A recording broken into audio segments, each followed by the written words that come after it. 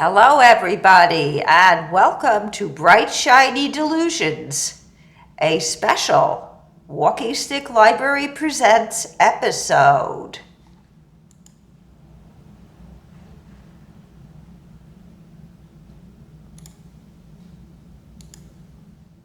And I am your librarian, hostess with the mostest, Eileen Kramer. And today we are going to be doing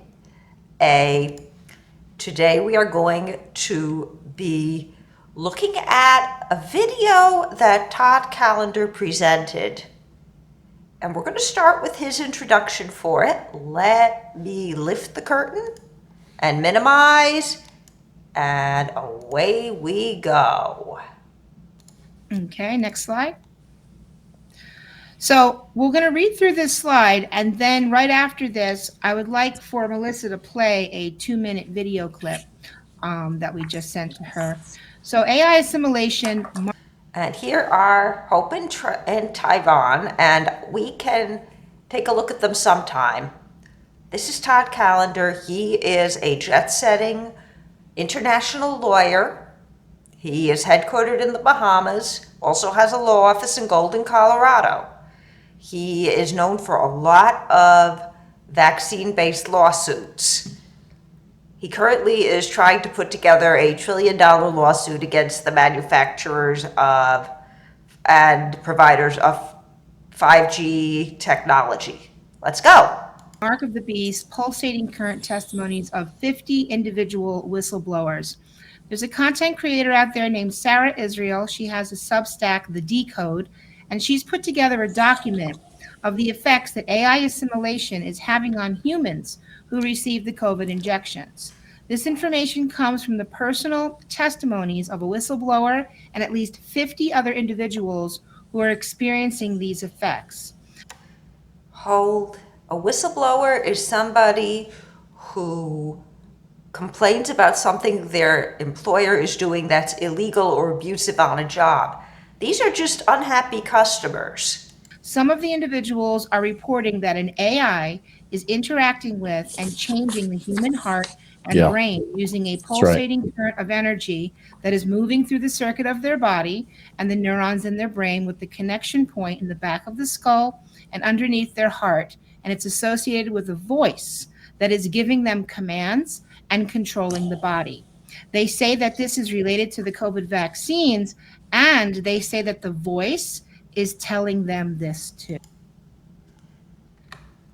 And I'm going to skip the first part of the video because later on it gets much better. This is the video. It is by Sarah Israel and maybe someone else. And this has been viewed.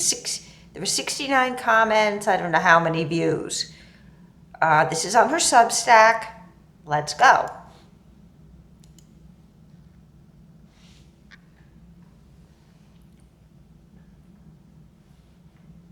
The neurotechnology can interact with people's memories.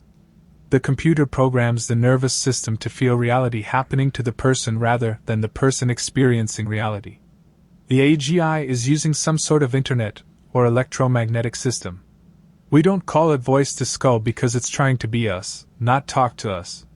It programmed our brain patterns that put us into states of brain damage and reduced our ability for our brains to take action in our day-to-day lives. Then it programs our nervous systems with neuromodulation. It's not a voice, but an entire body network with synthetic tissue. I have lost the ability to do mathematics and can no longer comprehend time. I no longer have knowing. I don't have a mood. I can't be mindful. I can't remember. My motor coordination is off. The robot destroys human consciousness because the substance that was injected into us is moving inside the brain like a weather system. The movement produces heat. People are calling this brain fog. It is the physics of the chemistry expanding inside the brain. There is also the clotting that runs all up the left side of the body as a dominant repetitive pulsing, and the right-hand side is the less aggressive pulsing. This is being called a polymer hydrogel. I think it is connected to the internet, and it is tapping into the base of the brain through the artery. The other issue that people are not talking about is that none of us can be mindful or meditate. I'm not meaning just short term. The vaccine substances have done something where the physics of the brain has been destroyed. The spirit that is inside the brain has been polluted, or the substance is at such a quantum level that it has fused to the substance that is spirit or consciousness, and it is blocking this substance from being. It's in the matter of the brain. I believe that all life on Earth will die because of this. The DNA will not recover, and most of us have been sterilized, or we will give birth to automated babies. The other thing is that I can no longer... All right. I'm coming in for a little. We'll get this right one day. And I'm going to do a quick sound check because I think my sound is up too high. It could have been a lot. My sound could have been a lot worse. Okay. This is very jangling because we usually don't see people who are listen to people who are this unhinged. And yes, I'm going to call these folks delusional. That doesn't mean they're not hurting. The pain they're feeling is very, very, very real. I'm sure it is. They don't sound happy. These poor 50 souls out there. But that doesn't change that what they're seeing is not objectively there. And I can show you why. We're going to start with an article from The Atlantic. It's shortcut, but it's a really, really good article. Drop curtain, minimize, here it is. Putting microchips in vaccines is a terrible idea when you think about it. And if they want to call them something else, that's fine. Polymer hydrogel just means a wet thing made with a polymer. Plastic is a polymer. Starch in bread is a polymer. A polymer is a repeating molecule. James Heathers is going to explain why putting microchips in vaccine is a terrible idea. And this is kind of humorous. I got my first COVID-19 vaccine recently. The whole experience was tremendously routine. I showed my registration and stood in the waiting area. Do a quick check here. I always check. I stood in the waiting area and saw a nurse and got the jab, waited 15 minutes in case of an adverse reaction, and left. Oh, and I got a button. The waiting period, of course, was when it happened. James, said the pestilential voice inside my head while I was scrolling on my phone. James, what is it? What if they microchipped you? You know, Bill Gates with the 5Gs and the Wi-Fis? Shut up, I'm looking at cat memes. James, you design wearable devices for a living. You know that microchipping someone is possible. Yeah, of course it is, and they didn't. So prove it, big boy. It's true. I am the chief scientific officer of a data company that makes wearable devices. I've spent the past 15 years sticking tech on people and in people. Thinking about how the body-mounted devices work takes up basically my whole day. And one of my favorite mental exercises is seeing if I can pry practical insights from the wild and irresponsible conceptions of the smooth-brained garbage people on the internet, not my wording. Ergo, had Uncle Bill microchipped me. I had 15 minutes to think it through, and here's what I knew. I'd watched them empty syringes being filled visibly in front of everyone from multi-use vials. The Pfizer vaccine, 6 shots per vial. I saw nurses filling the syringes, other nurses taking the trays of pre-filled syringes to the table, and the syringes being used. This was done on a fairly haphazard and as-needed basis. The syringes were monojects, one to a customer. They had orange housing, plastic housing. The needle was narrow. I would estimate a 25 gauge, and that means a very thin needle. It makes no sense whatsoever in a short 25 gauge needle about 0.5 millimeter across with an internal diameter of about 1/4 millimeter. Needle gauge changes with medical application. When you donate blood, they usually use a 16 gauge needle. When you inject insulin, it might go through a 30 gauge needle. The larger the number, the smaller the gauge. The needle was 1.5 inches long. On bigger shoulders, a 1-inch needle would be too short. These shots needed to go in through your skin, through your subcutaneous fat, and then into the underlying muscle. Bigger shoulders like mine require longer needles. I saw my shot go the whole way in, no drama. I experienced no other human contact, and there were no free hugs, obviously. So what does it mean? Let's begin by ruling out the possibility that I was given a chip with 5G functionality. The most recent 5G chips are about the size of a penny and would never fit inside those needles. Putting aside the question of how one would power such a chip once it was installed. Could I have been given another more generic sort of microchip, though? One defined, let's say, by a small device with any digital storage, transmission, or pass-through capacity at all? If we imagine that's the goal of the conspiracy, just to implant everyone like wayward cats, my 2 cats are microchipped, then the only way to ensure reasonable coverage, let alone a chicken in every pot and a chip in every shoulder, would be to pre-fill the syringes, not the vaccine vials, with the microchip payload. Because if you're getting 6 out of a bottle, it's hard to get 1 in each needle. It would take 26 chips. I'm going to skip a little bit of this. I will try to get you the URL to read this article. It is paywalled, but the limit is 3, and most of you are not Atlantic fans. I have a subscription. Now, there are some amazing advances that have been made in our ability to conceive and make tiny semiconductors in the last 10 years. And this is a 2022 article. Consider the minuscule build for a potentially injectable temperature monitor. This tiny though it is, the axial diagonal of the base chip is more than twice the internal diameter of a 25 gauge needle. Even smaller system-on-a-chip builds do exist. And there is one made by Google that could have been used.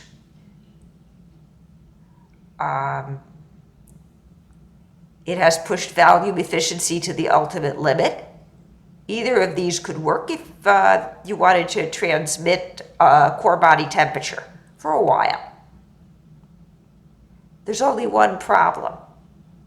You have to power this. And past a certain point, tiny, adorable digital devices just can't scale down to having tiny, adorable batteries that make them work. They are generally powered by external sources such as light or ultrasound that travels through skin and then gets converted into electricity. Although this is very cool, it requires the placement of a pretty hefty energy source right near the injection site, which you would 200% no question notice. Also, my chip would be way too far inside my arm for this to work. And it would be down there in muscle, which doesn't transmit light very well. And it would have to communicate through a whole inch of muscle and a bunch of skin and fat. Muscle is a rotten thing to navigate, and it's basically a tiny bag of conductive fluid, notoriously fatal to radio signals. And we've run right up against the limits of what's possible in 2022. And remember, most of us got our vaccinations. Actually, this is 2021. Most of us got most of our vaccinations in 21, 22, 23. I've had them all except the last one. And I'm still here. And this would be too big to go in the needle. Just showing you the picture here for fun. Okay. Now, we've got a couple of other claims to deal with. And one of them is, have people actually been getting sick? Now, if you were as delusional as the people in this and as incapacitated, unable to do math, unable to sense time, obsessed with feeling their hearts, tormented by messages, as these people claim to be. And I don't think they're lying, but I think there may be a little slipping going on. And that's just me thinking that, and we'll get to that. But if they are as debilitated as they claim to be, would they be able to work? I wonder. If you're sick, you can't work. If you're sick, even if, say, 5-10% of the population is too sick to work, that would normally be working, you would see you would see a change in labor force participation. This is the Federal Reserve economic data. It's a great source. It's from the St. Louis Federal Reserve. And we are looking at the U.S. labor force participation rate. Now, what we're going to do is look right over here. And I'm going to pull this back a little bit. This is pre-COVID, 3.25. It dropped to 60% during COVID.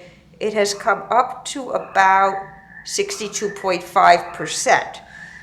And it never came all the way back.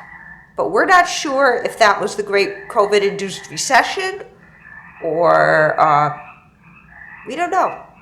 But you'll notice that it has gradually been trending upward and plateauing. You don't see another dip, even a shallow dip.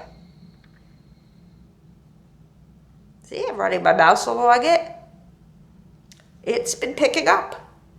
It never got back to pre-COVID, but the economy was a heck of a lot better. But it did come back. And it did increase. Once we got going with the vaccinations, we hit about, I think it was November of 2020. You see it coming up and up and up. If the vaccinations had taken a chunk of people out of the workforce, you wouldn't see that. Second, these vaccines haven't sterilized anybody, and I apologize that this is from Macro Trends, which is a stock market predicting company, but if you look at the average fertility for the last 10 years, let's push that back to, you'll see it's been increasing very, very, very slightly. And again, it's below replacement, but it was below replace. It was, let's get this to where we really need it. Okay. You'll see that it dropped right around 2019 and began to pick up again. And again, it's not been dropping off. If there were a drop in fertility, this would turn negative. This slope would turn negative like it turned here. And none of this is by very much. This is all below replacement. But you can see it's predicted to increase slightly. The rate of increase is tiny. Down here, the green line is tiny. Essentially, we're dealing with a flat fertility rate that is just barely increasing. So we're not looking at a drop in fertility, not according to the statistics. So we've got that part right. I'm going to come in for a moment and catch my breath.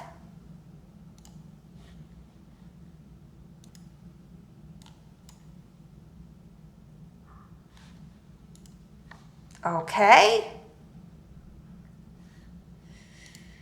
And the last thing these people suggested was birth defects.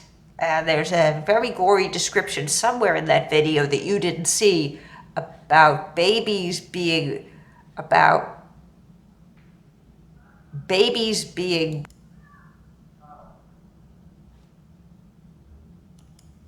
and there is a very gory description in the video about that I did not see about you did not see about babies being born with swollen foreheads. And my first thought was hydrocephalus. And we can look at that. And the way we would look at that is through, I have Medline through my former employer. I'm going to open this up. I'm retired in case you're all curious. And we can go back. And we can go to Google. Actually, we're going to go to Miro first. Because what we want to look for, there we are. Back again, folks. Give it a second. It's got to come up. It's got to come up. My luck. And again, I'm going to just do a quick check because I'm paranoid. What we would be looking for is hydrocephalus and epidemiology, and we're going to look for it by making it a subheading. And let me show you how diagram that for you. I like to diagram my searches with Venn diagrams. It makes it a lot easier for everybody to understand. Yep, there we go. We're going to use a mesh subheading to get there. And I'm going to go to 36 and type in hydros. My favorite colors are not here. I like this shade of green. That is the swelling, water on the brain, and fluid on the brain, and this is epidemiology. Who has it? Who gets it? Has there been a big increase in cases? And we can put an arrow here, and we'll use an and.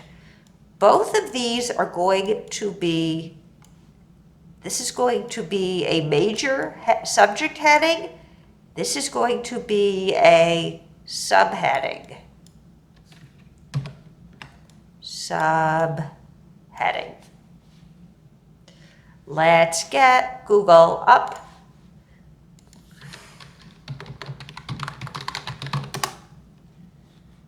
And we're going to go to GSU Library. We're going to go down to the M's. We're going to go to Medline plus full text, Medline with full text, right there. And if you've never seen this before, it's pretty cool. You go over here, Mesh 2025. Mesh means Medline subject headings. We're going to begin the term with hydrocephalus. Right there. Browse. We do not want to explode this. We do want to major it, and we want to look for epidemiology. I've searched Medline before, so I kind of knew all this was here. We're going to search, and we're going to look for the last 3 years. 2022, because 2025 is young. And we're going to look for only in English. And there are 66 articles. So this is somebody who's had brain surgery. They're resecting. We want babies. Assessing the quality of life in hydrocephalic children. All right, they were probably born before COVID vaccine had a chance to do very much.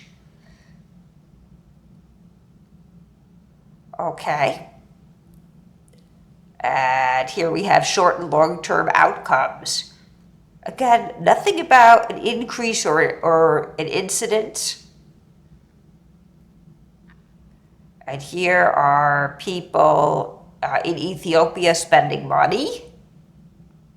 Clinical characteristics and perinatal outcome of fetuses with ventriculomegaly.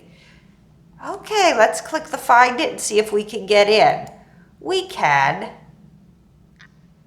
And it says here, purpose, to assess the incidence and associated structural anomalies, chromosomal genetic anomalies, infections, and perinatal outcomes of fetuses with ventriculomegaly.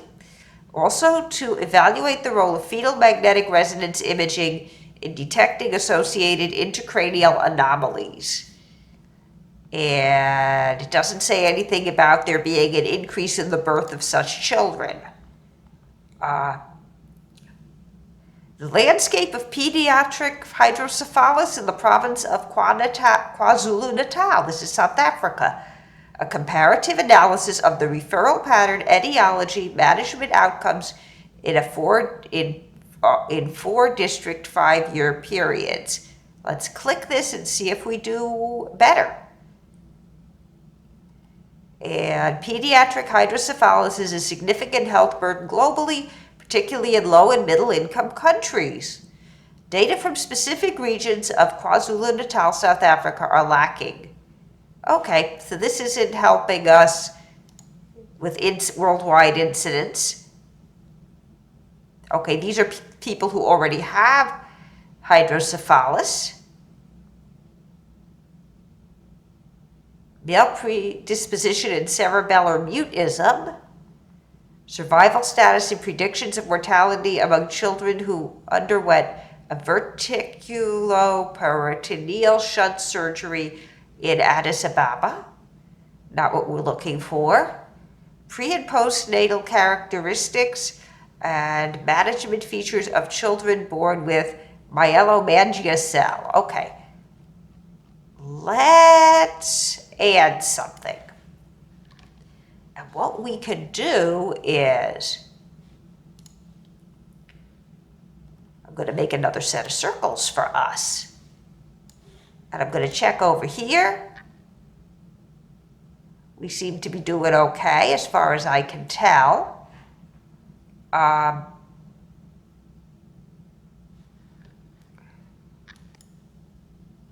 Okay, we're doing okay as far as I can tell. Let me get our circles out again. And we're going to add something to this search. And I'm going slow because this, if you haven't done it before, it's a little complicated. We have our old search, and our old search looks like this. Let me get how they write it. Okay.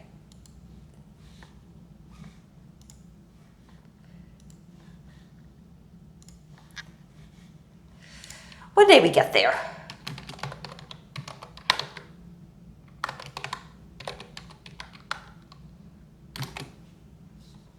This is what our old search looks like.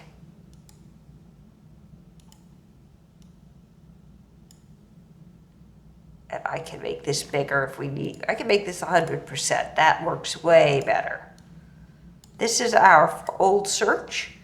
And over here, we're going to add prevalence. And I hope I have that spelled right. Looks okay. But never knows. And we'll see what comes up, if anything. If this is a concern, it's going to show up. And I hope I have that spelled right. We'll know in a minute. And, the and has to be in capitals. The and is a command that says, get me the overlap that's in here. Go. Okay, that's post-traumatic hydrocephalus. Assessment and prevalence of risk factors of pediatric hydrocephalus in diagnostic centers in Addis Ababa, Ethiopia, and that's 2022. Prevalence of fecal incontinence in normal pressure hydrocephalus. Failure of internal cerebrospinal shunt, and systematic review, a meta-analysis of the overall prevalence in adults. The prevalence of strabismus and visual outcomes in children with hydrocephalus. I still don't see a huge increase. The etiology of pediatric hydrocephalus across Asia, a systematic review. Okay. There are here 20 articles. This is probably the closest one is in Ethiopia. Close that up. Hydrocephalus HCP is a common disorder of the cerebrospinal fluid physiology resulting in abnormal expansion of the cerebral ventricles. Infants commonly present with progressive macrocephaly, whereas children older than 2 years present with signs and symptoms of intracranial hypertension. Neither qualitatively nor quantitatively are there adequate data to determine the prevalence and incidence of HCP in the developing world. HCP is a treatable condition that when left untreated has fatal consequences. And the result is that they found 1,000 kids, and out of those, 753 were significantly associated with HCP development. In the retrospective study, aqueductal stenosis, neural tube defects, and post-infections were identified. In the prospective study, the gender and age distribution was 57.6% male, 42.4% female. Most of the kids were younger than 2, and this study suggests a high prevalence of HCP was due to the high prevalence of aqueductal stenosis, neural tube defects, with a small contribution due to infection. The majority of infants who present with HCP were younger than 24 months. It didn't say anything about it increasing. They don't know.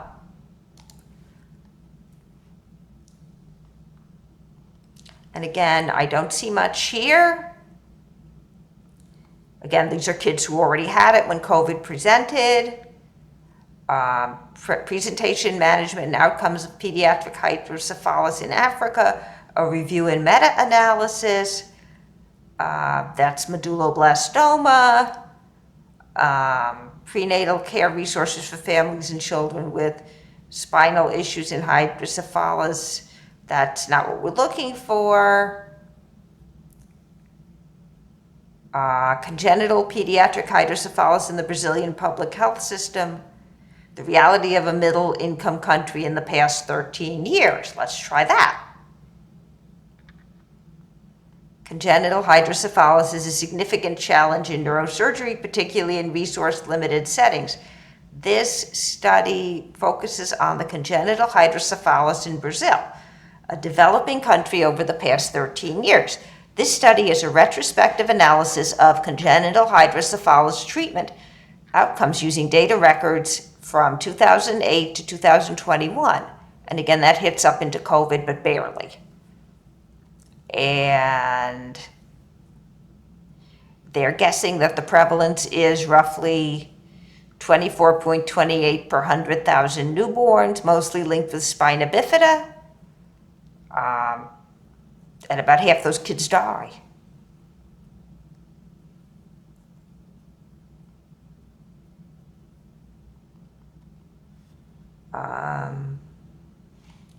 It doesn't seem to say it's increasing. That's what we were looking for. So far, we haven't seen the red flag. Okay, that's an infection. And this is, again, treatment.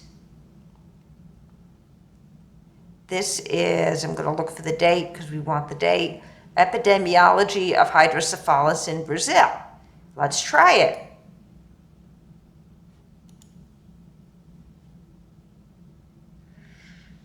Okay. And this is to describe the epidemiological profile and socioeconomic burden that hydrocephalus patients represent to the public health system. This is a population study of descriptive statistics. Hydrocephalus has a significant impact on public health budgets and pediatric mortality rates. However, it is probably underestimated due to the paucity of demographic data and epidemiological studies in Latin America, specifically in Brazil. The data sus also has several limitations in accessing certain data related to hydrocephalus, making it difficult to have a more assertive understanding of the disease. The results of this study provide important guidance for future research. And again, not enough knowledge, yada, yada. And here's one that's not in English. This is cytomegalovirus.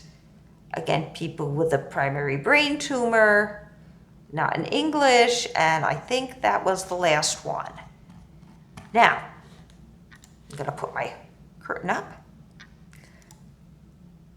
You can say that absence of evidence is not evidence of absence, but in this case, we don't seem to see birth defects, people too sick to work, A chip can't fit into a chip that would do what these people want can't fit into it. And also AI.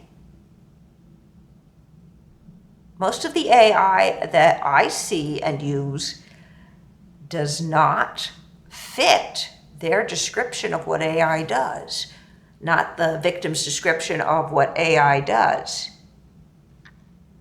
So, we can go back and take a look. And I'm going to open the curtain, and I can kind of show you some of the things AI does. We've probably all been to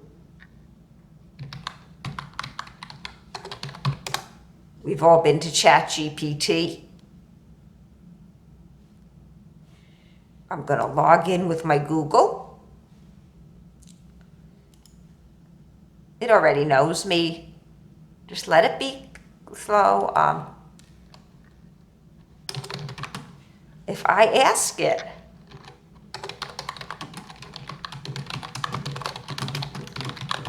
I have to ask it before it says anything.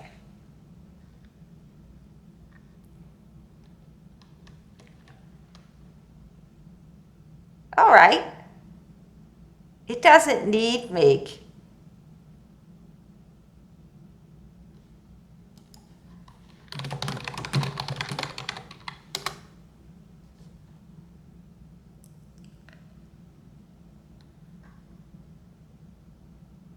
They do? I thought they popped with pink, but that's okay.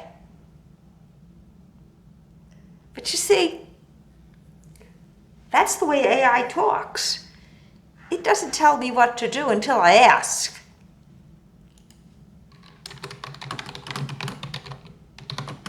If I tell it to write me a nursery rhyme about a bat and a toad,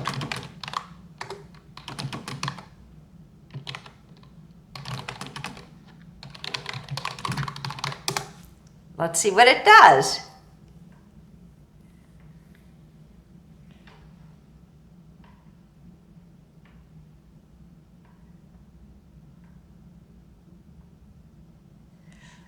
And it's not bad. I mean, it can give back human-like answers because it has a pile of language that it's learned, and it looks for pattern recognition. So it knows what a grammatical sentence looks like. But as far as getting in you and telling you what to do, it would be a bit more articulate, I would think, than just shouting commands. That's a loudspeaker. The bat called back, "That's what I do. I glide and dive beneath skies so blue. At night the skies are black." The toad just chuckled, "Well, that's all right, but I like to hop with all my might." Just then a glove came sailing through, tossed by a boy in a cap so blue. It landed soft where the toad had been, but he had leaped just in the nick. The bat swooped down and gave a cheer. "That was close, but have no fear." The toad grinned and gave a bow. "I dodge and jump.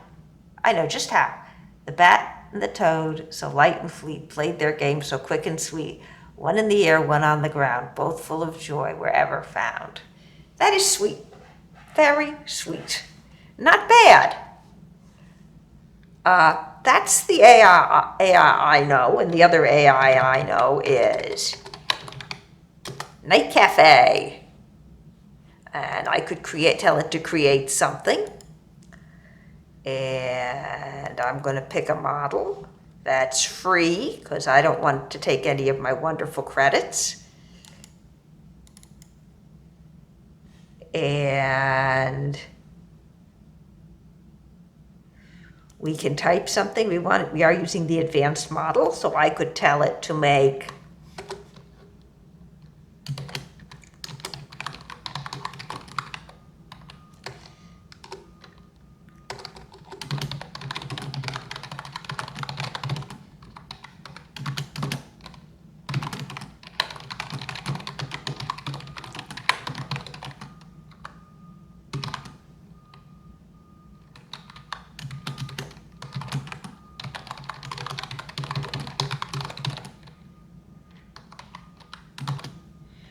And then what we want to do is we don't want to use prompt magic. We want to use the advanced prompt editor.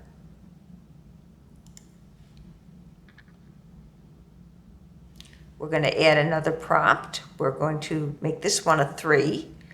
We're going to browse modifiers. That'll work. Actually, that won't work. Let me clear. I'll pick a better one. That's better. Boop. You go that way. And we're going to keep it square for a change. We're not clipping it. And we're going to put this up at 85% and let it rip. And this will make a picture from my words. That's not bad at all. And it gave me a picture of what I wanted. And if I go to all settings down here again and change the seed, this is the mathematical randomizer that it uses to read data. Because it doesn't quite read it the same way. This changes the weights and the emphasis that it gets, and the sensitivity, the weights and the sensitivity of the details. That's a lot more like what I'd want. And I might even want to change my model. And they've changed this quite a bit. I'm going way to the bottom where they have the older models. Let's take this very old model.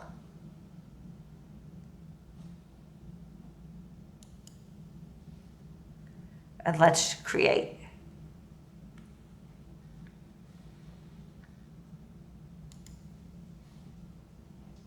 And that I like even better, because that looks more like what a real person would paint. And I like the reflection. I hadn't planned on that. But anyway, that's AI working. And when you do, I'm going to do it very quick, when you look for AI assimilation on Google, most of the articles talk about, this is really good, but we're here, adapting AI for various tasks. This one won't open without whatever. And this is, AI can be useful, it can be overly hyped, it can improve ethical decision making. And this is, should we adopt it, not does it crawl inside of you.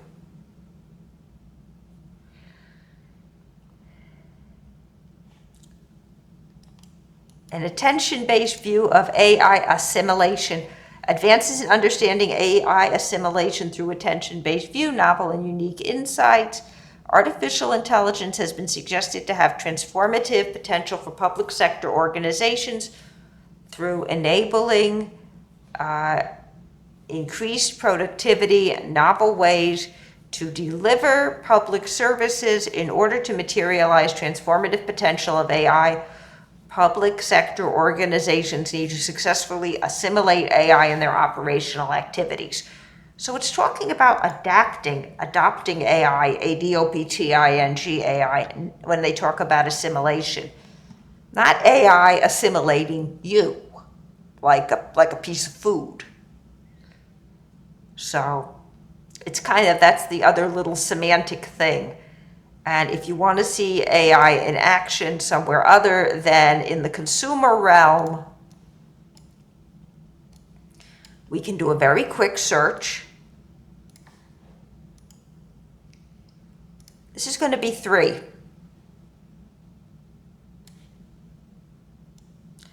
AI can evaluate all sorts of data and give reasonable responses. So you could do this, and I'm going to put this up to 48. AI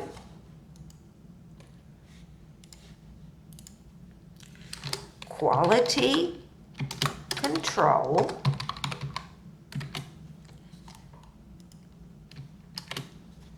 Oh, it's very unhappy. It's happier now. And up here we can put manufacturing. So it can watch an assembly line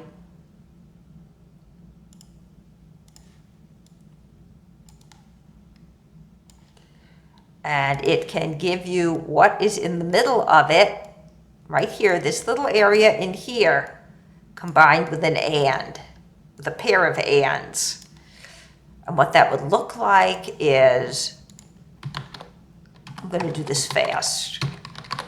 Let's get, what this would look like is, I'm going to take this down.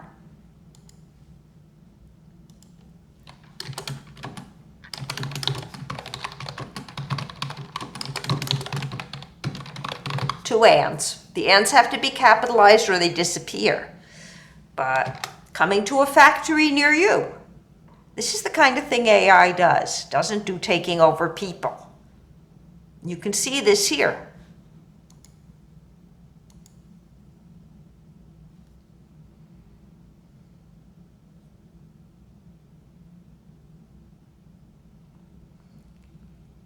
Human-centric, proactive quality control in Industry 5.0, the critical role of explainable AI, and that's AI that doesn't hallucinate. The potential of AI-enabled quality control facing high inspection standard in resilient cross-border operations. Transparency in detecting defects of a printed circuit board harnessing XAI for improved quality control in electronic manufacturing. So it can endlessly sample parts and learn to see defects. So that's another thing it does. And there's lots of different things you could have AI doing. It can look at all kinds of data and give learn and give reasonable answers, but that's its job. That's why it's able to draw. That's why it's able to draw the cute little picture we saw earlier. Now, there is one more issue. And I'm going to put up my curtain for a minute.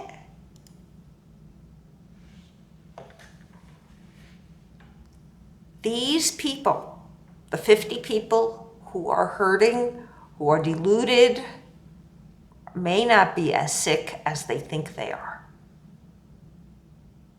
Why do I say that? There is something called insight. We don't know what happens to these people when they step away from the mic or away from the friendly interviewer. They may know something's not right, and they may know other people could think they're crazy if they open their mouths. They may have enough sense to shut their mouths. And that is insight. We can take a look at that.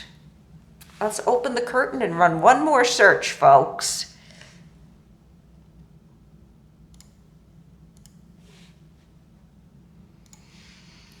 Okay, you have a lot of these out today. I'm going to just make some space over here and put us at 100%. And this time, I'm going to go grab our circles. And what we're going to be looking at is insight,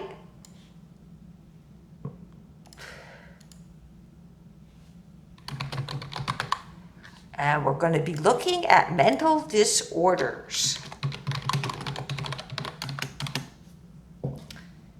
That is a Medline term, which is why I'm sticking with it. It's not what I would choose. There's an and in the middle because we're going to get the overlap between these. When do people with mental disorders show insight, and what kind of insight do they show? Do these folks have enough insight to stay under the radar?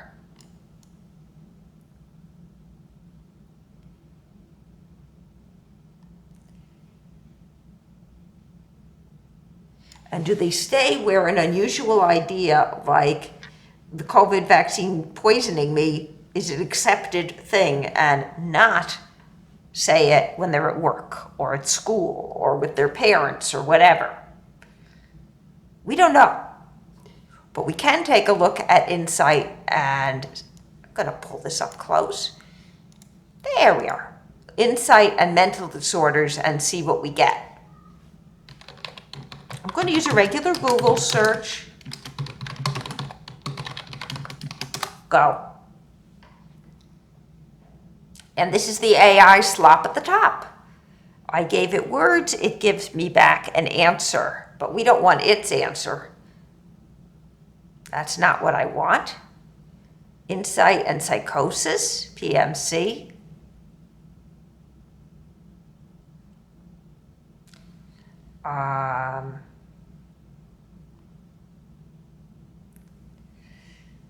And insight across mental disorders.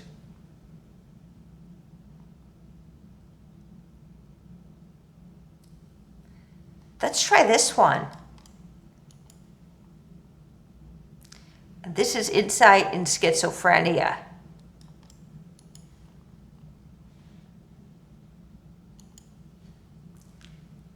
The concept of insight is widely used in psychiatry and related professions. For example, clinicians commonly describe patients as having insight and other patients as having impaired insight. I'm thirsty. Or even lacking insight altogether. In the context of capacity assessments, these concepts should be handled with care. Where impaired insight is considered to be a factor in a person's capacity, assessors should document in detail what the person lacks insight about and how the impaired person's insight is manifested and how it impacts upon the person's ability to understand, retain, use, or weigh relevant information in reaching a decision. The terms insight and lack of insight have a complex history, lack of an agreed definition, and are used in a variety of senses. One form of lack of insight is found in the patient who presents with clear evidence of a serious mental disorder, but insists they are not unwell and are not in need of treatment. As such, insight is sometimes described as lack of self-awareness as regards illness or impairment. In a different context, an elderly person with dementia might be described by a social worker as lacking insight on the grounds that while the person acknowledges her declining abilities, she remains unaware of the risks associated with her situation. In psychiatric medicine, impaired insight is correlated with higher rates of readmission, treatment, noncompliance, and coercion. Insight is relevant but not determinative of capacity. The MCA makes no mention of insight, and insight itself is not a legal requirement, and this goes on, it's British law. What is insight in schizophrenia? Okay, let me get this big enough for everybody to see.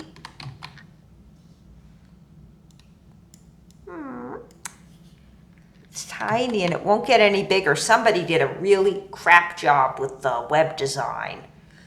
Insight with regards to schizophrenia is defined as the awareness of having the disorder, including the social understanding of the social consequences associated with the disorder.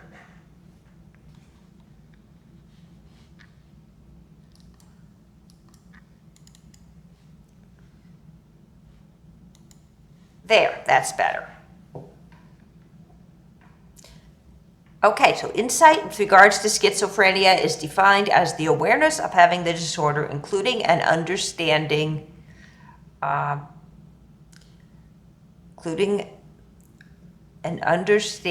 of the social consequences associated with the disorder, the need for treatment, the effects of medication, awareness of the implications, and awareness of the signs and symptoms of the disorder. So they may very well be aware that you're not supposed to talk about it. Clinical insight involves awareness of the disorder symptoms, while cognitive insight relates to the ability to question and consider one's beliefs and judgments.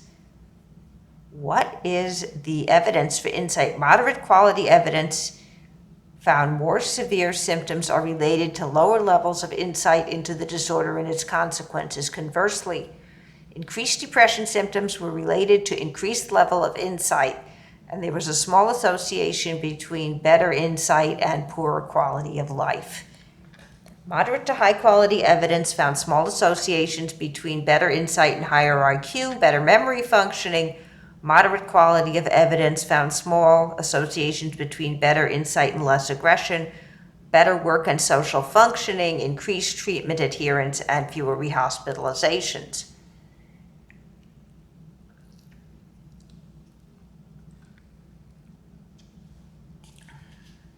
Okay. That's a rough one. I found a really good article over here in the Psychiatric Times the last time I was out, and it has these really useful charts. This is nice and big once we get it in here. And there are criteria for psychological insight, some recognition of symptoms and related changes, at least partial awareness of maladaptive perceptions, thoughts, beliefs, mood, and behavior, as well as skewed interpretations, a concern about the difficulties of these symptoms, and it's possible these are not, I don't think these build on each other. They can attribute at least some difficulties and symptoms to one or more mental health conditions or plausible health and medical factors. This is where our people don't seem to have insight. Appreciates the need for evaluation and treatment. And as it gets further up, it gets to be more about working with your doctor.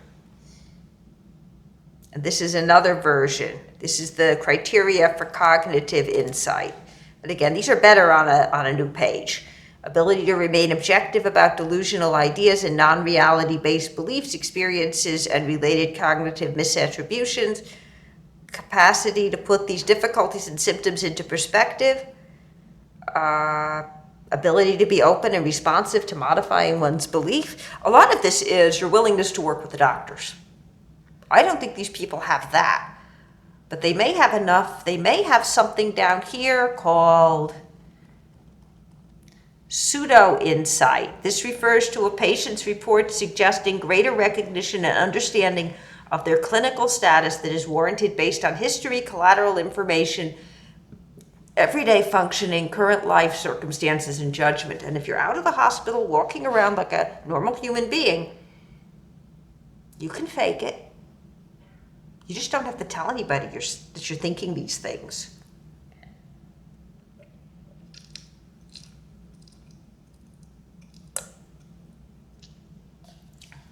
I don't know what they call a person with delusions who keeps their mouth shut, except smart. And maybe these 50 people who do some word salad and who are talking all this up do keep their mouths shut when they're around the right folks and open them when they're in a sympathetic place. I do not know. I do know that I wish Todd had had a little more discernment before he spread this around. I mean, it's beautiful. The image is beautiful. They don't do much with it once you get past the first 2 minutes, but the image is beautiful. The sound quality is beautiful.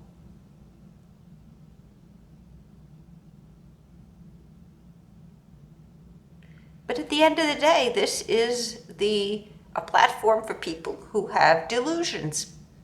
Hopefully they did their talking in a safe space. Hopefully they get up in the morning and go back to normal life. And hopefully you're going to think twice about believing this. You're going to look at the evidence and say, I feel bad for these people. I know they're sick.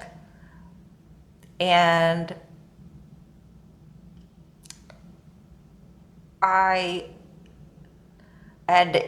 you can believe anything else. Well, of course you can believe anything else you want about COVID-19, but basically, this is probably not something the vaccine is doing for technical reasons and for evidence reasons. It doesn't mean other evidence about the vaccine being harmful. I don't believe it was harmful at all. I'm still here. I've had 4 of them. And I had, except for throwing up all over the train platform at Avondale after my first shot, I haven't had side effects worth talking about. And I haven't had COVID. So, as far as I'm concerned, I'd go back and get, if it hadn't been so busy this fall, I'd have gone back and get another one, and I'm probably going to go back and get another booster. But your mileage may vary.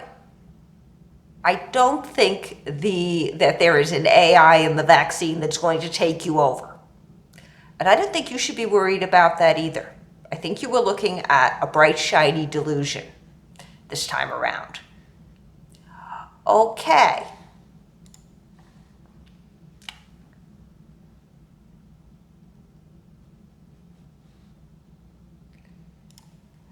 It has been a wonderful time making this video. I hope all of you enjoyed it. Love your info. I'll be on live Twitch tonight with different topics. And I'm sorry, Twitch folks, you're not going to see this. This one is for the Cloud Hub and YouTube crowd. You have a very good afternoon, what's left of it. Have a good one. Bye.